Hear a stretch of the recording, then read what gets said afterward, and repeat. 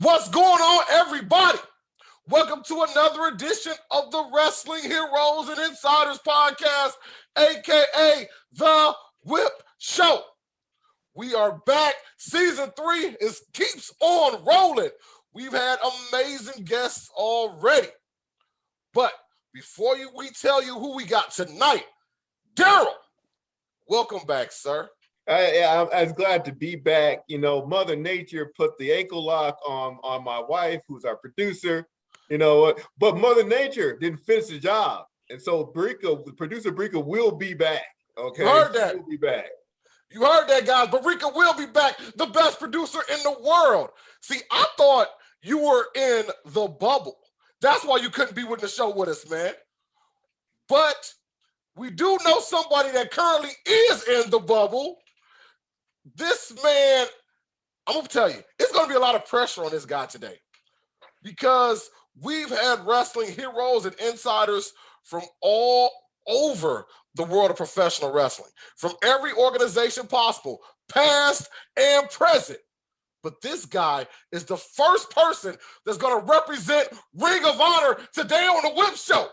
So it's going to be a lot of pressure on him to keep them 3 letters as honorable as possible. Can we give it up for one of the greatest referees in professional wrestling today, Mr. Joseph Mandak III? How are you doing today, sir? Well, I'm doing well, and I'm sweating bullets now that you put the pressure on me. And not only being the first person for ROH to be on the show, but when you said that I'm one of the best in the world, I would like to respectfully humble myself and say that if I would be in the top 100, I would be honored. But I will just try to see what I can do to try not to let you down. Sounds good, man. And Daryl, did you catch how he threw in the honored reference? See, they always do that, man. They make sure that Brandon is always there, man. Hey, always man. Brandon, always working. Well, first things first, how you feeling today, man? How's everything going? I know we're trying to move towards a post-pandemic world, but how are you living right now? Doing really well. And speaking of the pandemic, that's one thing that ROH has done phenomenal with, not just with myself, but with the talent, production team, everything. They're taking care of everybody.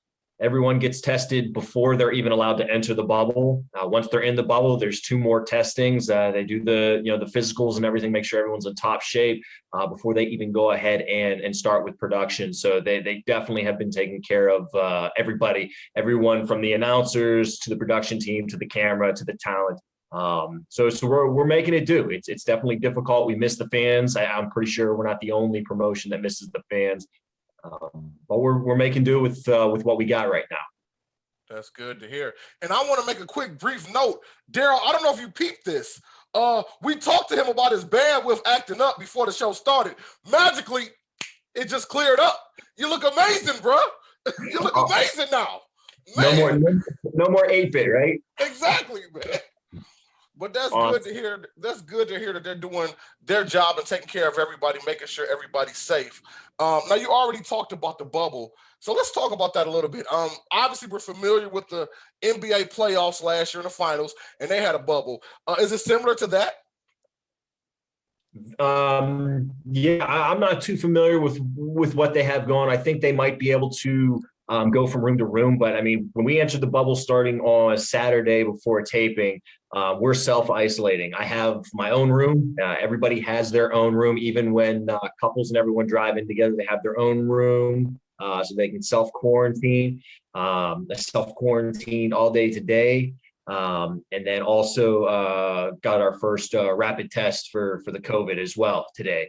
And we'll do that again tomorrow. Tomorrow we'll do another round of testing just to make sure we're in good shape. But yeah, there's no, even after we get the test, the only little bit of time that we have outside the room is if we want to go to the gym, and we have to have certain hours blocked out where you get about 45 minutes in the gym so that they can clean it before and after you get there. So again, very, very strict. The Maryland Athletic Commission is just making sure that they're doing their job.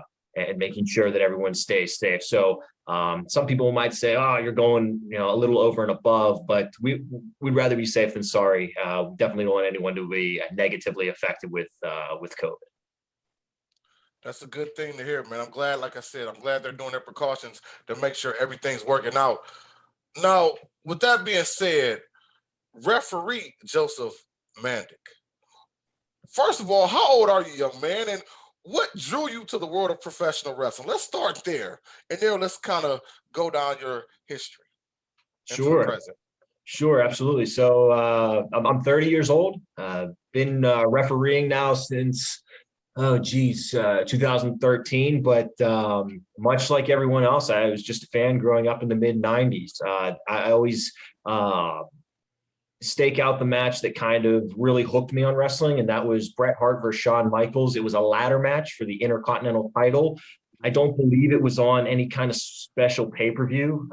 It was, I think they were in Augusta, Maine or something like that. And so they had a ladder match, Bret and Michael for the Intercontinental title. Sensational Sherry was the manager of Shawn Michaels at the time. And just watching how Shawn Michaels and Bret sold throughout that match, it made me laugh. It made me upset. Every kind of emotion that you can think of just kind of ran through me, even as a young kid. And so I was like, you know what? I want to sell like Shawn Michaels. I want to be a professional wrestler. So my brother and I, anytime we had a chance to go over a friend's house with a trampoline, anytime we could find mattresses, we'd put them together in our attic and try to put together little shows.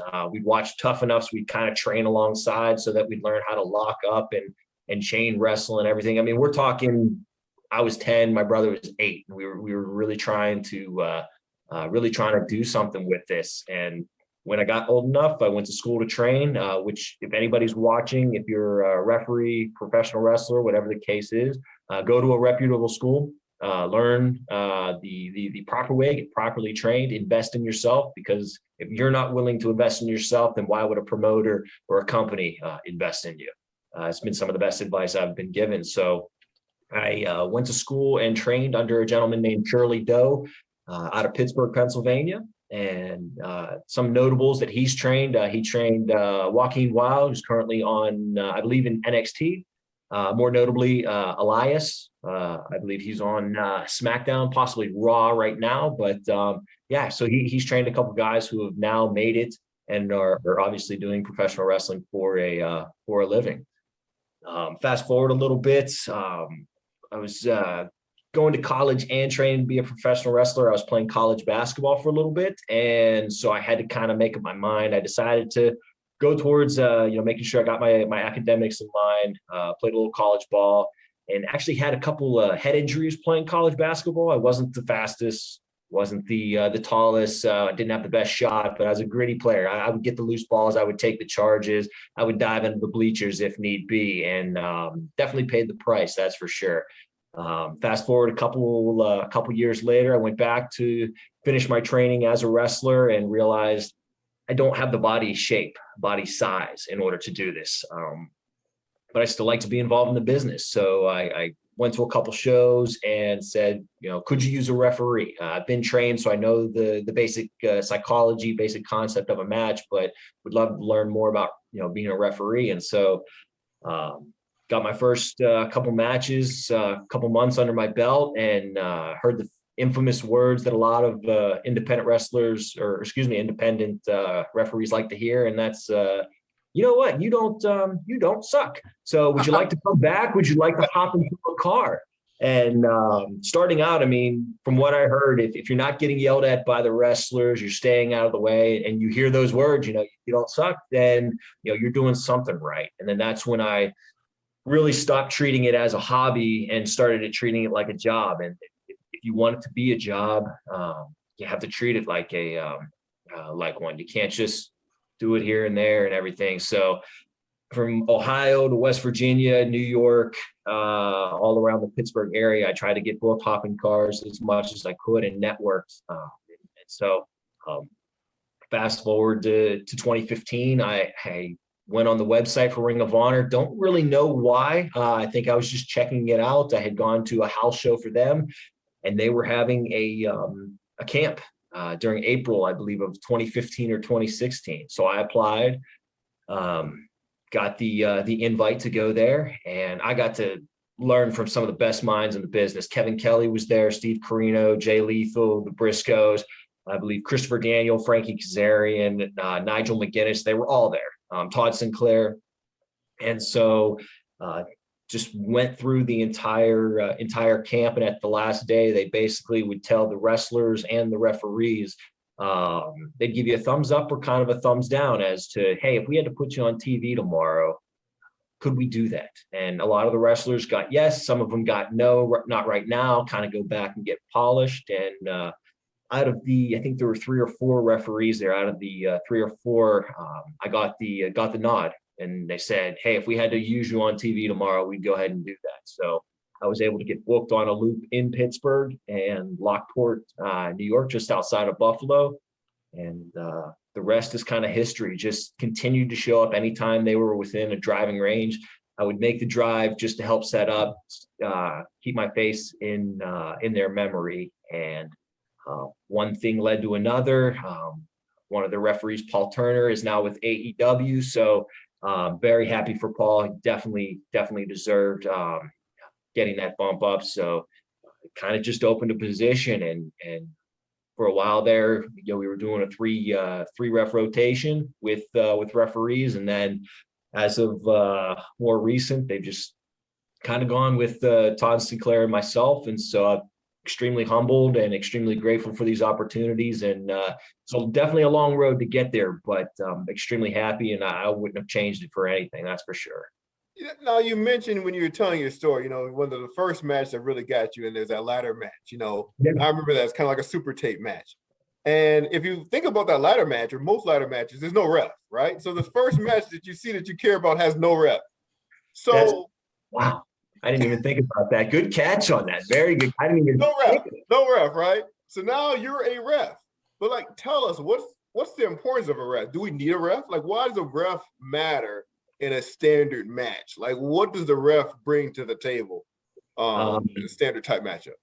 So what I said when a lot of people would come to me after a match and be like, hey, you don't suck. And the reason they say that is because unfortunately, a lot of refs do on the independents. Everyone thinks that the ref just, hey, throw on the shirt, count to 3. The ref is the enforcer. The ref is a producer. The ref is the security. The ref, yes, is counting the 3s, the 5s, the 10s, what have you. But there's so much more that a referee does. For instance, I said they're the enforcer. Yes, we understand that wrestling's a show, but in order for the show to work, there are rules. And a lot of the wrestlers, unfortunately, don't like to follow those rules. So it's the referee's job to enforce those. Otherwise, like you said, why is he in there? Much like any other sport, basketball, UFC, hockey, baseball, there's referees there to enforce the rules. There's security. Fans like to get very passionate about it. So, knock on wood, I've never had anybody hop a barricade and attempt to test my strength or the other wrestler's strength while I was in there. But if that's the case, it's the referee's job to protect the talent, wrap them up until security can get there, and then make sure everybody's safe. The ref's the producer. We have the front row seat essentially to what's going on, so we can see, okay, what cameras should they work? If they're in a submission hold, hey, you need to turn so that you can face a certain camera, so that the people at home can see your face. They can see the struggle, the story that you're trying to tell. So if anybody thinks that it's just counting and staying out of the way, I will respectfully tell them that you are wrong.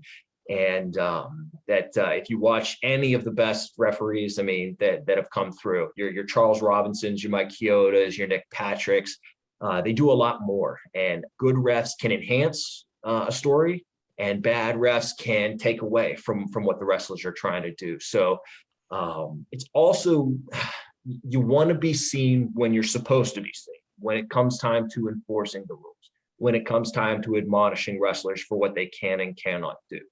But other than that, it's the wrestler's show. So you're the supporting character that's still not trying to be seen as much as they let on. And I'm glad you talked about that, because that's one thing I think, Daryl, you can attest to this. especially in the last 5 years in professional wrestling, they've really tried to legitimize referees in matches across the board. I mean, because as you know, we love the refs, but back in the day, we saw so much goofy stuff. And it's like, ref, come on. You hear the noise behind you, turn around. But I'm glad they're making it, because now when the heels do what heels do, it's more important. It stands out more, and the fans really react to it. So I'm glad they done that. But you named some great referees already. Yeah. So who do you study as a referee? I know you got to have a couple that were big influences to you. Sure. The main two I always mention are Jimmy Corderas and Tim White. Reason being is they're two very different styles. Jim Corderas didn't really yell in the ring. He was more facial and just, I mean, nobody said it has anything bad to say about him, which I mean is great in and of itself. And Tim White, kind of to the other degree, again, nobody really has anything bad to say about him, and he was more vocal. So I try to copy and paste a little bit of both of those. I try not to be as vocal as maybe Tim White was, especially when a wrestler is kind of engaging with me. But to the same degree, I mean, when it comes time, to put your foot down, if a wrestler is really pushing their luck with you, yes, it is time to kind of put that over and let them know that, hey, you're not getting one over on me. So those are the two reps that I personally have. I like to study and everything, but I mean, the list goes on. Every seminar, every tryout, anything that I've ever done, Nick Patrick is always the first one. When I think of Nick Patrick, I think of the WCW, WWE invasion, heel referee kind of thing. So to me, he's always just a bad guy, bad referee. But nobody has anything negative to say about him. They say he's one of the top refs, and that's because he knew how to work properly. So those three for sure. And then current day, I'll pay attention to, obviously Todd Sinclair, senior official for Ring of Honor. A lot of people will be like, oh, he doesn't do much. And that's exactly right. He, in the ring, he does what he needs to do at the right time. Other than that, I mean, sometimes I feel like I move way too much in the ring, and he just kind of glides along until he needs to get down for a count, until he needs to admonish somebody. So he's a lot of fun to watch, and I've learned tremendous things from him over the past couple of years.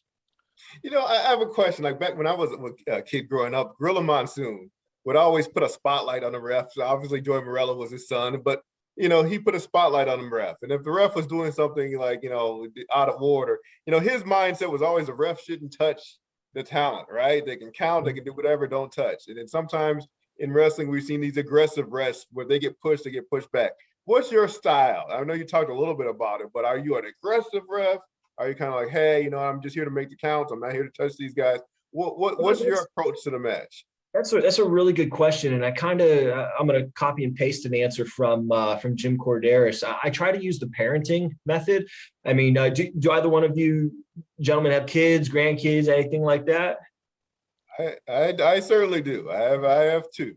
Okay, so if you see your child jumping on the bed, you don't want them to, I'm sure your initial reaction is, hey, come on, get down from the bed. If they do it, great, no harm, no foul. If they continue doing it, it's like, hey, what did I just tell you? Get down off the bed. If they continue to do that the third, fourth, fifth time, it's like at this point, it's like, look, listen to me, I'm not going to tell you again. So as the match goes on, as long as the wrestlers are adhering to my warnings, adhering to what I'm saying, I try to use that as best as possible. So if a guy, you'll see sometimes wrestlers will lock up and it's real physical at the beginning, and they'll kind of back into a corner. Some refs will go right to their 5 count. There's nothing wrong with that. But if you do that early on in the match, you have to keep the same cadence and consistency throughout the match. So if I see something like that, I will always ask, give me a clean break, gentlemen, clean break. If there's a clean break, fantastic. If another guy takes a cheap shot or something like that, then at that point, I will then escalate my reprimand to whomever, may have done the foul play there. So yeah, I tried to stay at the beginning of the match level playing field, 50-50. But obviously, as history has shown in matches, somebody likes to bend that. They're going to bend the rules as much as possible. So, you bend it once, okay, twice. If I told you not to, come on. And by the third time, to me, you're just not taking me serious. And so if I have to get more vocal as the match proceeds, I definitely will. That's a really good question. I actually don't think I've ever been asked that on a podcast. So I appreciate you asking that. That's a really, really good question. Well, that's why this makes us the pros here. Exactly. We're gonna have to put exclusive underneath that. I'll put exclusive on that. So in terms of Ring of Honor compared to other organizations, like ECW obviously had refs, but the refs, anything goes, right? So Sure. what is the style for Ring of Honor? Meaning, do you have leeway? Like if my shoulders are down, do you kind of have to hesitate, or can you call the three? Like how much compared to other organizations, how much control do you have or authority do you have, or in the matches if the talent isn't doing, I'm not stopping my interference, how much control do you have? Yeah, I have to call it the way I see it, and that's one thing I love about Ring of Honor. And more recently, when they've implemented the pure rules with the 3 rope breaks that a wrestler gets, you're only allowed 1 closed fist to the face. After that, it becomes an automatic disqualification. Body shots, are absolutely fine. But yeah, I mean, I think people think of wrestling and refereeing that everything's got to be perfect. But I mean, how many times have you watched an NFL game where the refs miss a call? I mean, I think it happened a couple of years ago down in New Orleans with the pass interference in the playoffs, and it ended up costing them the game. I mean, so there's human error. Referees are humans. We're going to make mistakes. If we see something, we're going to call it. If we don't see something, or if there's some sort of interference because we're focused on a manager who shouldn't be up on the apron, stuff like that happens all the time. So yeah, as far as what kind of leeway or authority we have, I mean, if I see a closed fist or something that resembles a closed fist in a pure match, I'm going to give you a warning if it's the right call or not. And our commentary team is there to put over the fact that, hey, if they're going to trust, Ref Joe Mandak or Ref Todd Sinclair with the call, then we're just gonna have to go with it. And yes, I've watched stuff back and I've maybe been like, maybe that wasn't a closed fist, but you know what? I'm going to stand by what my call is. And again, I think people think that this has to be absolutely perfect or everything. There's going to be human error in any kind of sport, any kind of referee. So you just got to kind of stand by your decision, have that firm belief that the call you made was right, and just learn from it to go on to the next match, to the next show.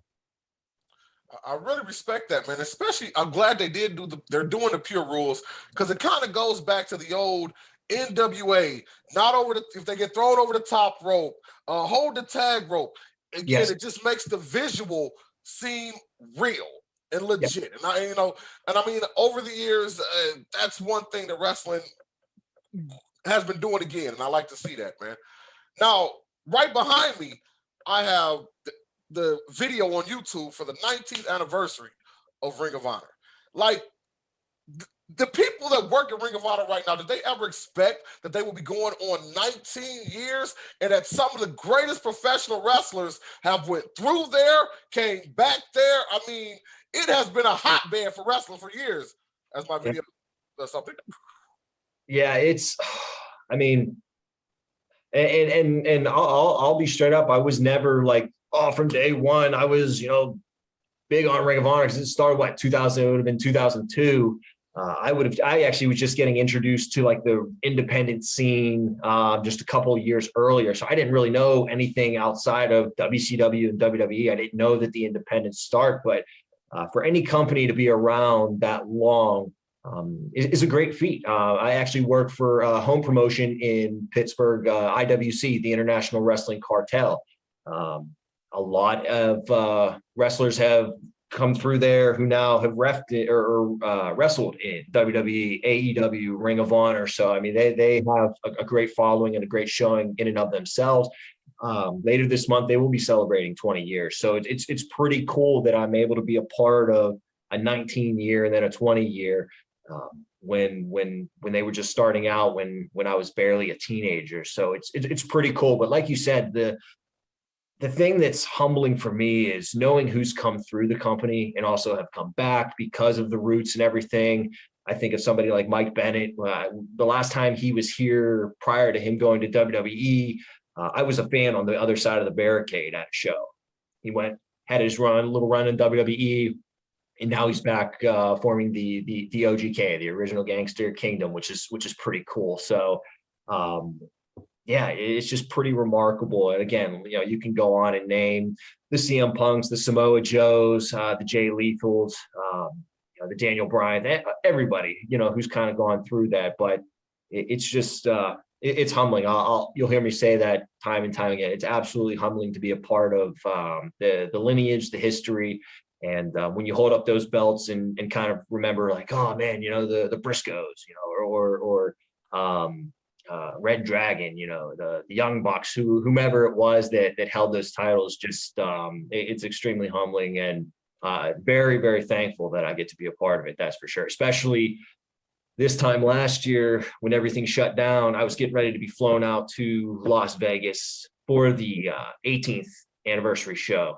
And unfortunately, I didn't get a chance to go out there because they had shut production and everything down. So it's amazing. 1 year later, here we are. So I feel like they're going to try to make up for the 18th, not being there with 19th. It's just, I'm really looking forward, especially the matches that they've announced so far. It's just been, it's going to be a great show. That's for sure. Now, another question I want to ask, Jericho once said, and this is not a knock against the company I'm about to say, but Jericho once said he would watch Impact Wrestling sometimes, and he didn't feel like the guys felt it was a big time promotion when he watched it. When I watch Ring of Honor, you guys go hard. You work, you wrestle, you show a great presentation. But in the locker room, do these guys look at it as, we are here, we are ROH, we're going to do what we do, or do they look at it as a stepping stone to different spots in professional wrestling? As far as I know, I've never heard anybody say or use this is a stepping stone to get somewhere else. The Ring of Honor's mentality is, look, if we push each other, there's no, and again, there's no politicking here and there. I got to get up, I got to get down, I got to, this guy can't. There's been none of that, and that's one of the absolute things that I love about it is that they understand that if Jay Lethal pushes the Briscoes to be better, and the Briscoes push the Kingdom to be better, then the product itself is going to be better. There's nothing there. They're trying to get ahead. They're trying to none of that. Absolutely none of that. And I've never caught any kind of wind or anything like that. And I'm sure there's people out there, you're a young kid, you don't know. And you know what?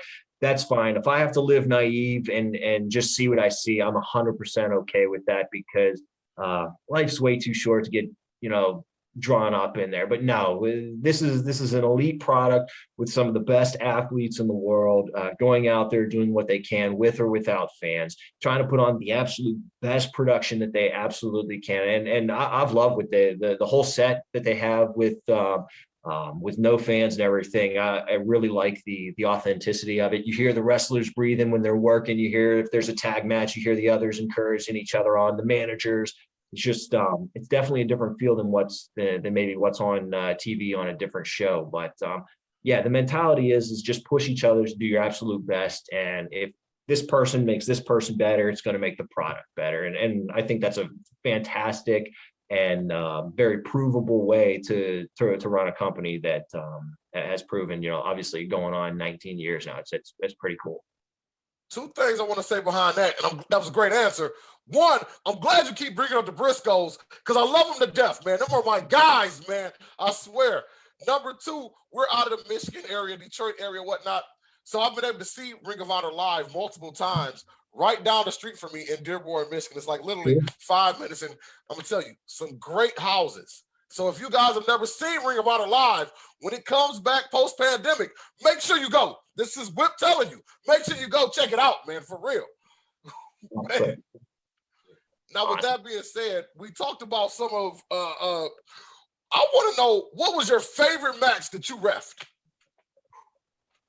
And number two, have you ever been in a match and you're supposed to be reffing doing your job, but you're just sitting there like, oh my God, this guy's amazing, dog. And you almost lose the referee spot and you almost start watching as a fan. I know it's been answer them two questions for me, man. You got it. So my favorite match was probably, oh man, there's a couple of them, but I would say Jonathan Gresham versus Josh Woods. It was in Atlanta, and it was actually 2020 prior to COVID and everything happening. And the reason being is the match started out, they were chain wrestling 4 or 5 minutes, and you could tell that the crowd was kind of like, all right, well, let's get to the good stuff. And I mean, first of all, the chain stuff was incredible. I mean, the amateur background of Josh Woods and just Jonathan Gresham, in my opinion, is the top technical wrestler in the world. I'll put that up against anybody right now. So it's just incredible watching them go. And you could tell that the crowd at one point was like, oh, pick it up. But Gresham being the professional and Josh, just kind of following along, they didn't let the crowd dictate the pace. They dictated the pace. And by the end of that match, people were chanting, holy, and just, this is awesome and wrestle forever. So the ability to tell the story at the beginning and then to pick it up. It was just like the most intense, incredible roller coaster ride of emotion. It was very, very well done. If you get a chance, if you have the network, I think it was like January 12th of 2020. With Josh Woods versus Jonathan Gresham. Absolutely loved that match and one of my favorites to be a part of. You said have I ever, unfortunately. Yeah, you're in a match reffing, but you almost forget you're a ref. You end up watching it as a fan. You have to tell yourself, wait a minute, I'm the authority. More than I'd like to admit, both just independent and Ring of Honor. There was just the first ever Pure Rules tag match with Rhett Titus and I believe it was Fred Yehai and Wheeler Yuta, and then Tracy Williams and Rhett Titus. And again, technically sound, just I'm sitting there watching, oh, his shoulders are down. I got to go ahead and count that pin, or I got to ask him if he wants to submit. Just, yeah, I mean, it's tough because when you get in the zone, and then there's no fans. So I feel like, I got to be the fan in this match. Like, I definitely definitely have gotten sidetracked. And hopefully it doesn't show or translate on camera, but yeah, I'd say there's maybe 10 to 15 seconds, maybe each match where I find myself like, oh man, no. This is, I'm here to enforce everything and not be a fan, not watch. But, yeah, that's a good question. Cause like I said, it happens to me more often than I'd like to admit. Daryl, do you mind if I be a mark for myself right quick? Sure, go for it. I'm going to tell you, and fans, I never told this story before. Well, I have, but I'm actually part of the Ring of Honor history because one time they were in Detroit like 12 years ago at a show at the State Fairgrounds. It was back in the Jimmy Jacobs days when he was doing the Age of the Fall, and he needed like 50 hooded guys. And I got to be an extra and got to be a hooded guy one time. I know I'm not supposed to say I was an extra because I had a hood on, but I was there and we got to jump into cage. So one time, I'm part of the history of Ring of Honor. Ha! Hey, I just had to say that. Okay, go ahead. Ask your question, Daryl. Go. Like I said, when I started watching, it's getting into Briscoes, man, and I'd hear about these guys on the internet. It's like, look at Briscoe, and I saw them in the interviews. My guys, I mean, the guys are just classic, amazing stuff. Like whoever they work with is just, I mean, what they can do in the ring and what they can do in the mic is fantastic. But my question is, so there's when WCW failed, right? ECW failed. There's a style of wrestling that kind of disappeared, right? So TNA, at the time it came to be, it took over it was almost like a successor to WCW, which it wasn't pure WCW. WCW at the time was WWF, WCW, if you think about it, because they were trying to do a lot of things to emulate WWF. So that's what was happening with TNA. And again, it kind of changed and evolved over time where again, the style got better. They kind of went back and forth.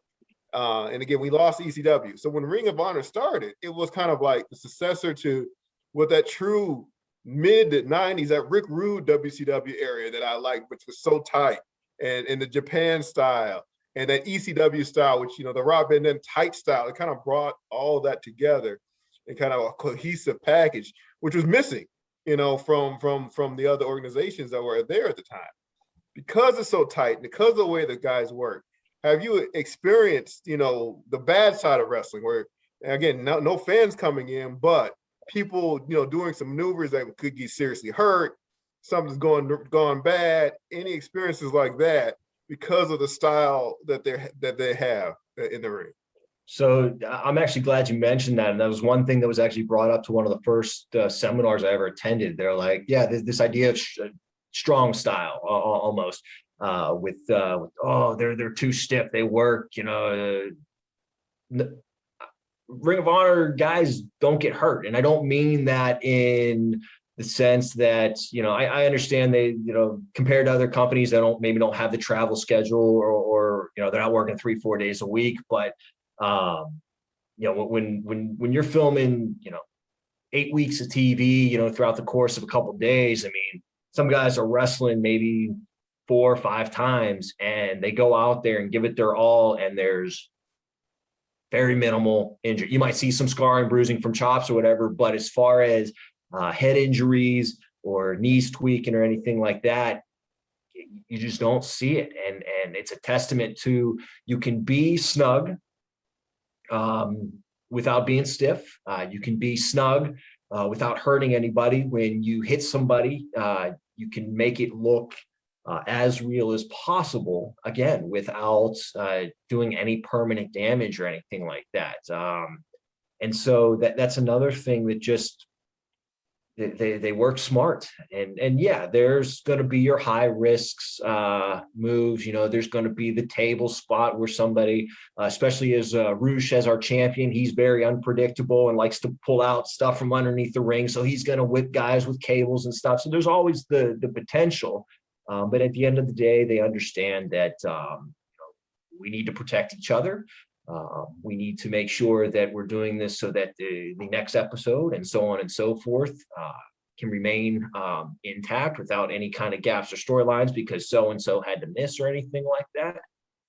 So yeah, it's not, I've never really seen any kind of injury. Like I said, I've seen guys chest welted afterwards, but they're all in safe places, all in places that have a lot of meat on the bone, so to say, on the body. So yeah, it's working extremely snug, but in the safest way possible. So knock on wood, because I definitely don't want to jinx anybody, especially with some tapings coming up. But yeah, everyone there works safe and works smart. And yeah, but yeah, you kind of see that translate. I mean, just in any other promotion that you see now, whether it's NXT, AEW, that kind of similar style of the hard-hitting 20-minute match, both men, both women, covered in sweat, giving it their all at the end. You know, it's kind of transferred, you know, from one promotion to another, as does, you know, sometimes does personnel. They bring that same style with them. So yeah, as long as you are doing it in a safe way possible, and that's why I always recommend anybody wanting to get involved, go to a reputable school where they will teach you the safe way. Don't go to just, you know, Jim Bob, you know, down in whatever, because he's willing to, you know, train you for $100 a month for a couple months. You know, don't do your research. There's a lot of great schools out there, so it's better to do your research so that you understand how and why you're able to work at a high rate like that without injury to yourself or to your opponent. And I got to follow up because I mentioned a lot of promotions, right? And then right now, we're talking about a lot of promotions, right? We got Impact, we got Ring of Honor, and there's a lot of cohesion between some promotions. We're seeing promotions getting gobbled up by WWE. we're seeing Impact and New Japan and AEW. And Ring of Honor just kind of sitting here in this world of all this gobbling up and interaction. What's going on with Ring of Honor right now? Wait a minute, Daryl. Now they did work with NWA last year. Yeah. So that's a good question. That was actually gonna be my next question too. So I want to hear this also. Yeah. So as far as I know, it's we're kind of in our own boat, rowing at our own pace, and I think that's kind of what's separating Ring of Honor from the other companies. Would it be cool to have some sort of invasion or collab? Sure, everyone likes a good invasion collab, and I mean, in my mind, just the dream matches that you can have, whether it's Nick Aldis versus Jay Lethal, or something like that. Yeah, that's cool. That's absolutely cool to think about. But a lot of people online like, oh, they need to sign this person, they need to do this, they should collab with this, and it's like Ring of Honor has always been, if you think about like their roster, it's never been more than like 30, 40 people, maybe at most.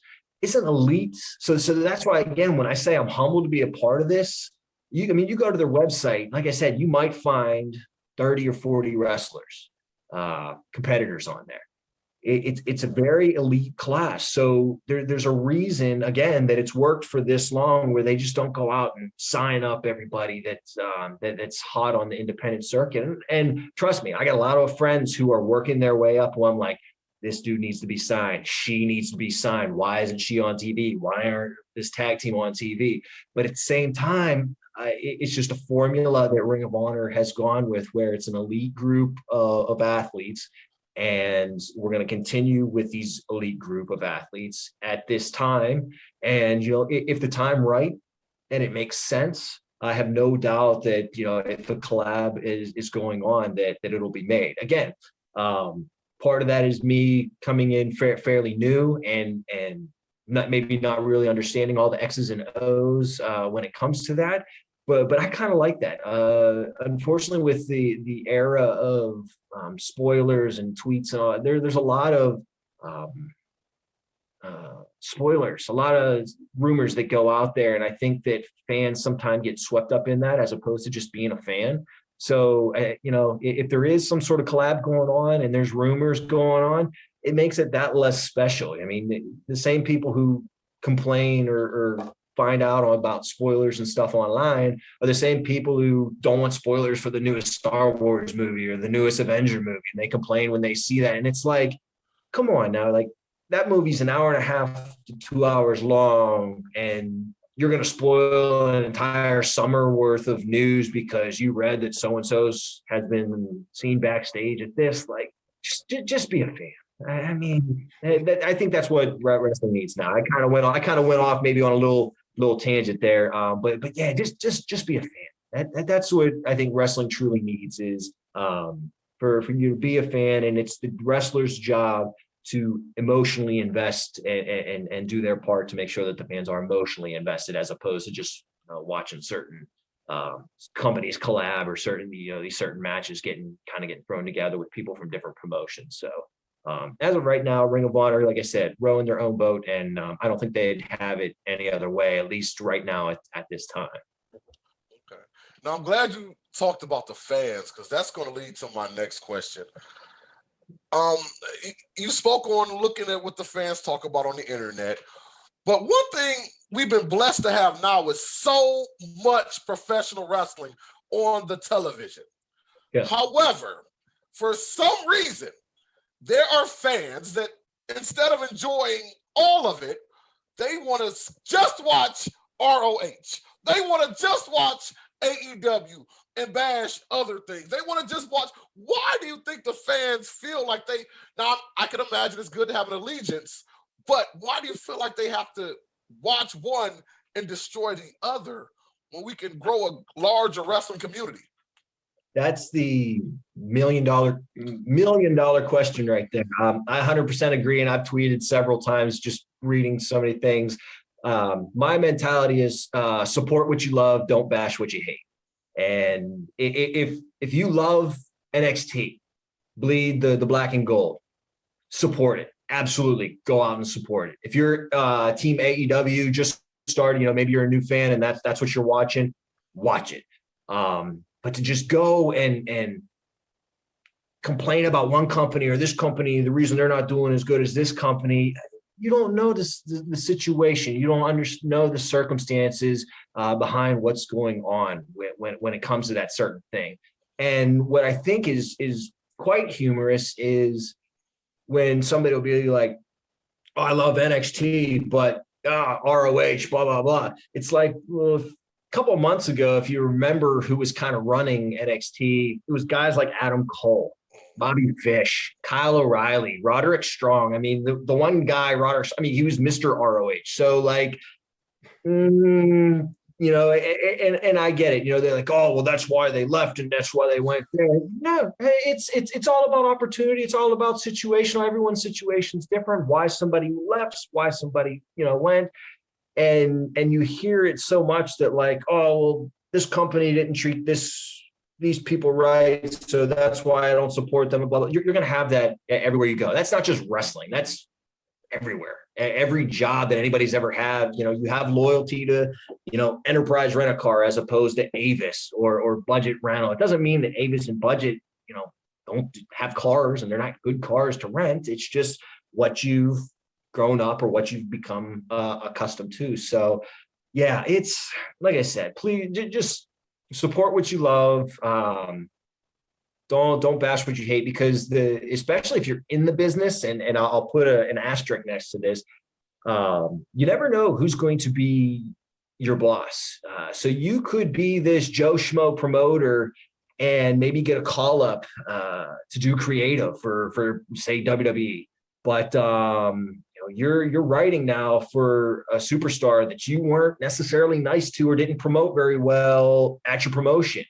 And now you have to collab with this, talent or with this manager that you didn't get along with. And so you never know, who's going to end up being your boss, who's going to end up being your coworker when it comes to wrestling, because there are a lot of ponds that a lot of fish like to go to. So, yeah, it's just be good to each other. The world sucks, and that's what wrestling's supposed to be. You escape from the real world and everything. So let the real world suck. Don't bring that in here, and let's just enjoy some wrestling. Agreed, totally. And on a personal note, I'm gonna say I'm glad they're doing the EC3 thing because I love him too, and my boy Shane Taylor, dog. I love Shane Taylor to death too. That's my guy. But Daryl, I think it's a good time for you to ask your question, man. Yeah, a question I always ask, right? Because it's always interesting to me, especially when you're in the business like you are, but you're also been a fan of the business, sure. and you're starting off either through training or when you're actually working now in Ring of Honor, and you're lacing up those boots and you're sitting next to a certain person, and you go, oh my God, I can't believe I'm next to this guy. Have you ever had that? What's that mark out moment for you where do you reach some point in your career and you're like, I cannot believe I'm next to him or her? Yeah, well, before I even got to Ring of Honor, I did a show for Big Time Wrestling, and the main event, which I was fortunate enough to do, was Sabu versus Rob Van Dam. I watching ECW DVDs. It doesn't get much more hardcore than that, and I didn't really sit with them to go over to the match. They came out. And I figured it was just a regular match, but Sabu implemented chairs and everything. And I was like, I'm not going to disqualify these guys. So I'm just going to kind of let them do their thing. Hey, let's get back in the ring. It's got to be ended. So much like the old ECW style, I wasn't going to count them out or anything, just encourage them. Hey, the match needs to be won in the ring. So at the end of the match, Rob Van Dam hit a 5-star frog splash, and I kind of was just like, I guess this is it, because I knew that was his finishing move, but didn't know anything else. So that one was took me a lot not to quote unquote mark out. But yeah, just even like just being there with Jay Lethal. I went to a bunch of house shows when he was wrestling for TNA. So to see where he's come. When he started with Ring of Honor when he was like 19 years old, he's been in the business a long time. Just little things like that is pretty cool. You had mentioned EC3. He's wrestle all over for the top names. So it's pretty cool that I was able to do a tag match that incorporated him. And yeah, there's a lot of times when I want to, hey, how's it going? But I try to think of it as my job, my shoot job when I'm not reffing. I don't go up to my coworker and say, hey, can we take a picture? Or, hey, can we do this? To me, I think that would be kind of weird, and I'd probably get HR called on me. So I try to approach it that way. And I've never really been one. So, hey, would you mind taking a picture or something like that? I know there's a lot of people who do that. If that's your prerogative, go for it. But yeah, to me, it's just, I want to be their equal. While their stardom's up here and I may be low man on the totem pole, when I see it in the locker room, we're both there to do a job. So I try to see myself as that. It's strictly business, and afterwards, go out, grab some pizza, whatever, that's cool. Then we can be a little bit more relaxed as far as the relationship goes. But to me, it's strictly business, and I try to absolutely keep myself and present myself in that way. But yeah, it's hard. It definitely can be, especially with the blast from the past come by. And again, you've watched Coliseum videos on these people, or have seen them wrestle, at WrestleMania or something like that. It's pretty surreal to be in the locker room with them. That's for sure. Yeah, I could imagine, man. Like I said, and if you guys, once again, if you haven't, make sure you go back and watch all the ROH stuff. I'm talking about from day one to right now. If there was a name, he came through. Him or her has came through Ring of Honor. But with that being said, we got to look towards the future. Yeah. So looking towards the future right now, and if they have been underneath the rock, I want you to really tell the people who they should be looking out for, Ring of Honor, what you guys got coming up towards the end of 2021 and beyond. Talk to me, man. Yeah. So with that being said, there's a gentleman named Dak Draper, the Mile High Magnum. He's making his way through the pure division right now. I have no doubt in my mind that he will be champion. If not by the end of this year, early next year. 6'5". I'm not even going to try to guess his weight. Just a mountain of a man, pun intended. Just an incredible athlete. With the ego of an athlete. So if you love to hate somebody, I'd recommend checking out Dak Draper. Brian Johnson, the Mecca. There's nobody in the world that you want hit in the mouth more than the Mecca Brian Johnson. He runs his mouth on Twitter. He runs his mouth when he's on commentary. Runs his mouth when he's in the ring. He's trying to hold that gentleman back is extremely. I get blown up trying to hold him back because of what he does. So he's another person I'd say watch out. Inside Ring of Honor, Shane Taylor. Him and SOS. They just captured the 6-man not too long ago, and they're actually going to be defending those against the Mexa Squad at the 19th anniversary show. They have two completely different styles. You have lucha libre, high flying, and then you got hard hitting Shane Taylor promotion. He's rocked so many guys. My head hurts after reffing his matches because of how hard he hits some of his opponents. And just hardworking dude. And definitely going to be doing some good things here coming up in the future. Some other people, maybe on independents that I'd like to see in Ring of Honor would include Lee Moriarty, the Apex of Combat. I'm not sure if you guys are familiar with him, but imagine like Jonathan Gresham, Zack Sabre Jr. If they maybe had a baby, it would be Lee Moriarty. But he realistically, he's backed by Alex Shelley of the Motor City Machine Guns on Twitter. So there's a lot of people high up in the wrestling business who's high on this guy. And so I would definitely check out Lee Moriarty for sure. Tag team, my boys from Pittsburgh, the Main Event, Duke Davis and Gannon Jones Jr., both 6'5", 250 pounds. Duke actually cut to 224, looks incredible. Just fantastic tag team. They've done battle with Shane Taylor Promotions, SOS. down in Maryland a couple different times. They had a great match with the Tate twins formerly of Ring of Honor, Dalton Castle's boys. They had a real banger of a match. And I believe they're also facing Ace Austin from Impact. And I can't remember his tag team partner, but they have that coming up as well. So they're making a name for themselves too. And I'd love to see both of those guys, and including Lee, all three of them, get an opportunity with Ring of Honor. So I know we're still in the COVID coming down off this, but I'm hoping that, maybe fans by the end of 2021 would love to see some fans, maybe a final battle. If not, then hopefully maybe by the 20th anniversary show come next year. That would just be absolutely awesome. Now, we also have another segment here. And this segment is called Book Yourself. Now, we know you're a premier referee, but if you can book yourself anywhere in a professional wrestling, take out the fact that you're a referee right now, book yourself anywhere to what a professional wrestler, where would you book yourself to be the most effective or just the most fun for you?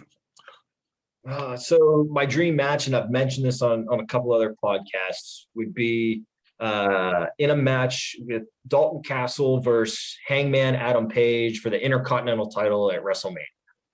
And the only reason, I'm a big fan of Adam Page when he was here in ROH, and I love what he's kind of the character he's kind of come in with, kind of the modern day cowboy. Likes to throw back a little bit of whiskey and everything. Absolutely love watching Adam Page and seeing him succeed. Dalton Castle, been a fan of him since I saw him, for IWC in Pittsburgh. And I imagine those entrances on maybe a stage such as WrestleMania. You got Adam Cole coming out on a white stallion, something like that.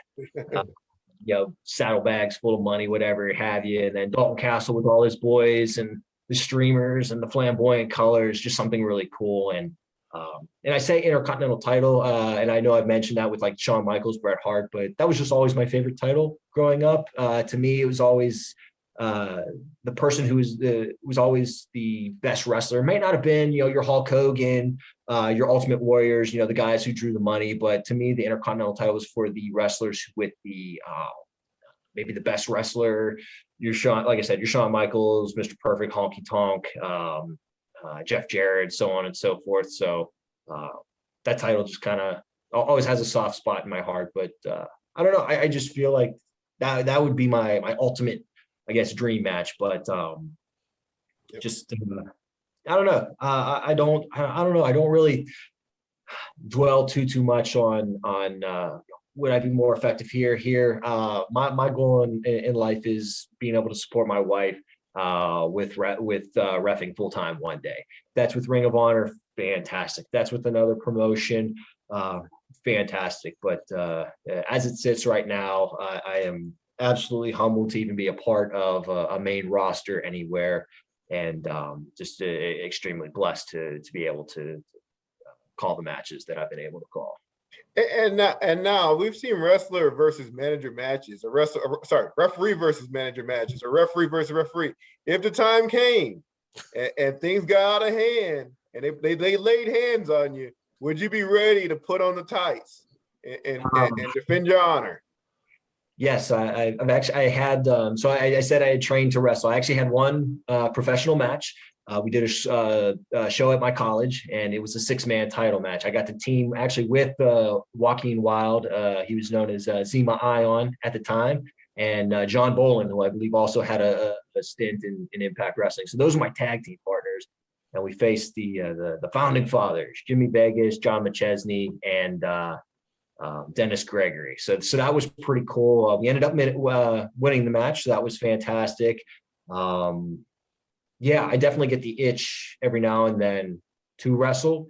My body probably thanks me that I'm not doing that, but if need be, if the time came where I would need to trade in the stripes for the tights one more time, I think I would psych myself up enough to do it. That's for sure.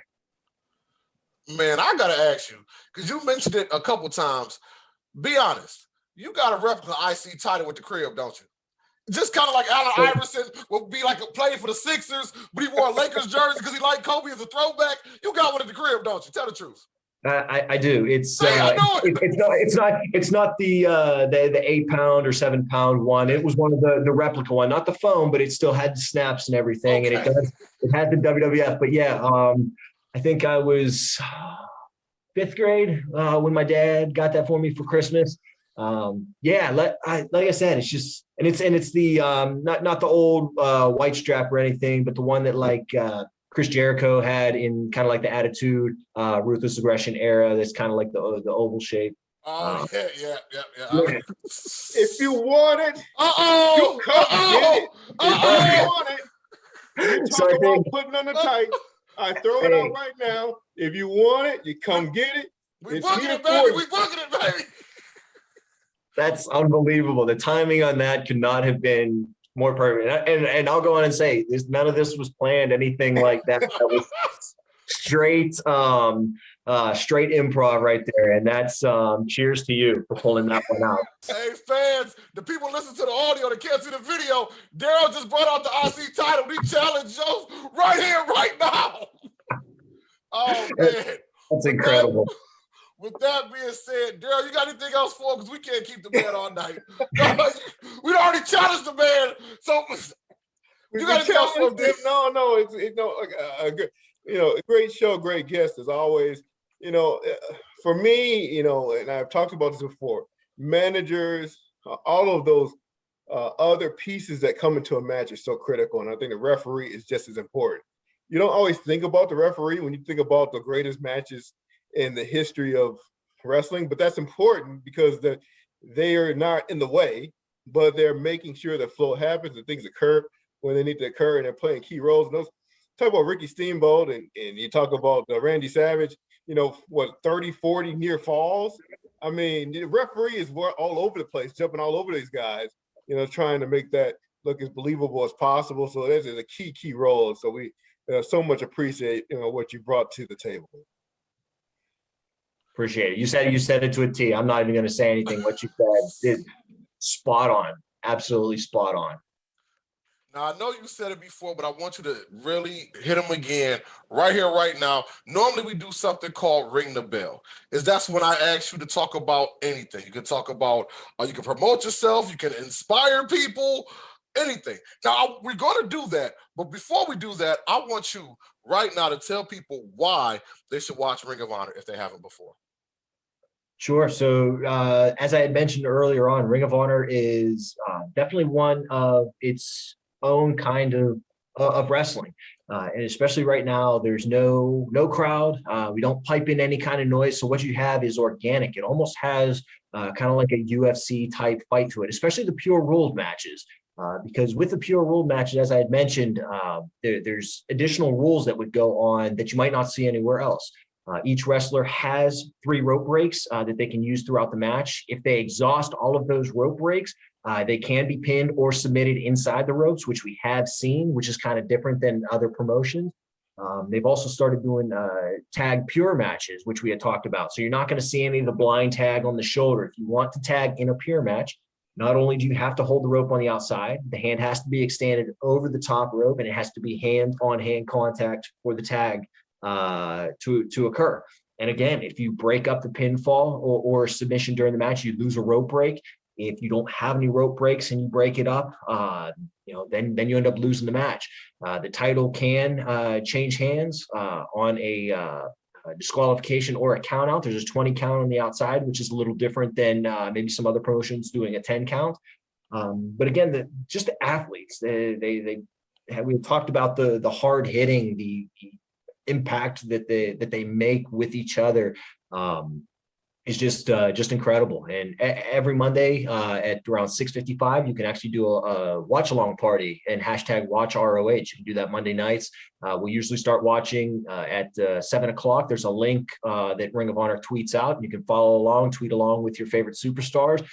So if you don't like what Flip Gordon did in his match, you can tweet at Flip Gordon, or you can tweet at Shane Taylor and let him know that he had a really good match, whatever the case may be. So it's pretty cool that the interaction between the wrestlers and the fans on social media happens every Monday. So yeah, get out there and watch. If you're not sure how to watch Ring of Honor, go to rohwrestling.com and you can type in your zip code and it'll show you when Ring of Honor airs and what time, what channel. And you can also get the network for $9.99. Pay-per-views, everything like that are included with that. So yeah, pretty sweet deal. So go out, check it out. Again, that's rohwrestling.com. Y'all heard it. rohwrestling.com. You got to watch along. You can see all the great stuff. Well, like I just mentioned before, I do want you to ring the bell, but I wanted you to put over Ring of Honor one more time. But I want you, because you are a great man, I want you to just say something else to the people. You got 60 seconds. Like I said, you can inspire people. You can promote again, whatever you want to do. Talk about what you ate yesterday in the bubble. I don't mind. Whatever you want to talk about. But you got 60 seconds. Go ahead and ring the bell. All right. So referee Joe Mandak here for Ring of Honor. If you want to check out Ring of Honor, again, rohwrestling.com. As I had alluded to earlier, the world, especially in the state that we're in, is not always positive. So what I recommend is put the phone down, unless you're going to pick it up to call someone, tell someone that you love them, text them. Again, this thing called wrestling, we love it. It's an escape from reality. And there's a lot of drama in and of the world itself. We don't need that. So just be good to each other. I always try to leave that as my final thing on a podcast or something.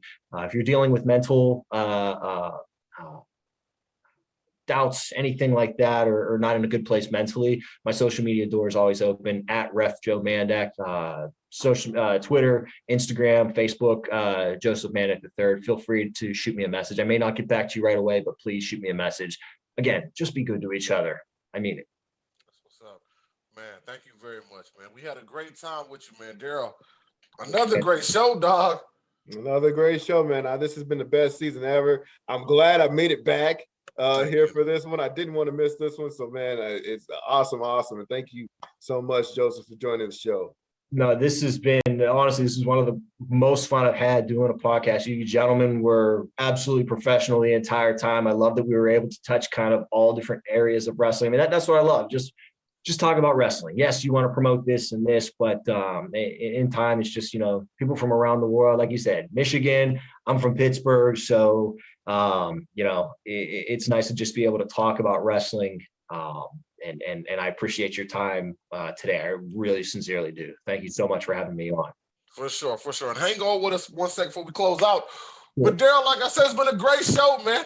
We do this each and every week, man. So you guys make sure you check us out each and every Friday. We debut a new episode. If you haven't already, go back and watch the past episodes. We're on Anchor, Apple, Google Play, iHeartRadio, Spotify, YouTube, wherever. If you can put in a podcast, if you watch or listen to podcasts, all you got to do is put in the Whip Show, subscribe, and follow. But we're going to get out of here. Make sure you check us out next week. I am Deshaun Whip Dog Whipple and Devastating Daryl Pace. And we had the man Joseph Mandak representing Ring of Honor. We will see you next week on the Wrestling Heroes and Insiders podcast, a.k.a. The Whip Show. Take care, y'all.